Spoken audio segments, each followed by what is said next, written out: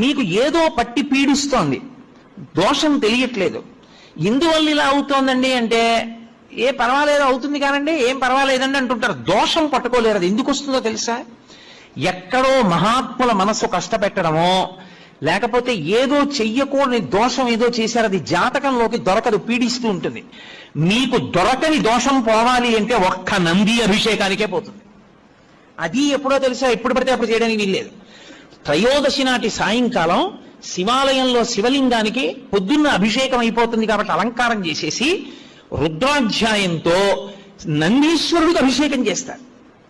అభిషేకం చేసి నంది మూర్తిని అంతటినీ కడిగి అలంకారం చేసి చందనం బొట్టు పెట్టి నందీశ్వరుడికి శివలింగానికి ఏకకాలంలో హారతిత్తితే సమస్త దోషములు ఉపశాంతి పొందుతాయి.